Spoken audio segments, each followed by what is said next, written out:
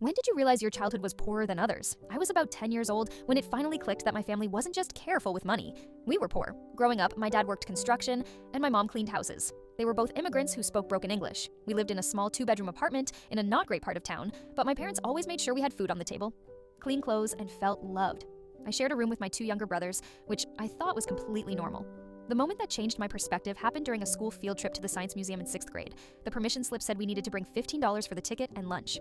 When I showed my mom, she got this look on her face I'd seen before, a mixture of worry and determination. She told me she'd figure it out. The night before the trip, my mom called me into the kitchen. She handed me $15 in small bills and change, mostly ones and quarters that she'd clearly been saving bit by bit. I remember seeing how tired she looked, but she smiled and told me to have fun tomorrow. On the day of the field trip, something happened that I'll never forget.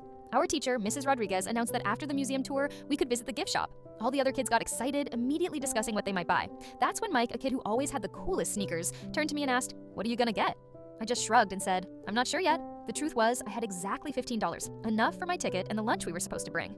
Nothing more. I hadn't even considered the possibility of extra money for souvenirs. I watched as kids pulled out wallets and little purses with $20s and $50s. Some had their own credit cards at 11 years old. When we got to the gift shop after lunch, everyone rushed in while I hung back by the entrance, pretending to be really interested in the display there. My friend Caitlin came up to me holding a cool plasma ball she'd just bought for $25. "Aren't you getting anything?" she asked. "Nah, I don't really see anything I like," I lied.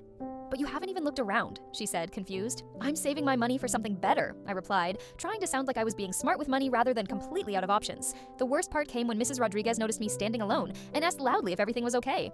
"Don't you want to look at the gifts with your friends?" she asked. I mumbled something about not being interested, but I could tell from her expression that she understood the real situation. Her face softened and she quietly said, "The interactive exhibits in the next hall are much more interesting anyway. Want to check those out instead?" I nodded gratefully, but the damage was done. I suddenly saw myself through everyone else's eyes. I was the kid who couldn't afford a $10 keychain, while others were buying multiple souvenirs without a second thought. On the bus ride home, kids were showing off their purchases: robot toys, science kits, geode crystals. I sat silently looking out the window, realizing for the first time that my experience of the world was fundamentally different from many of my classmates.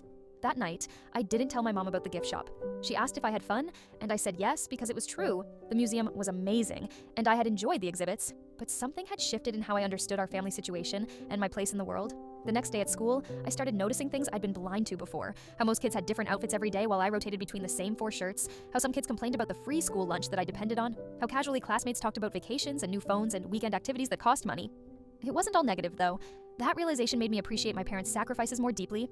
Years later, when I got my first scholarship to college, something my parents never had the chance to attend, I understood exactly how much those saved quarters and $1 bills had meant and the gift their sacrifice had truly been.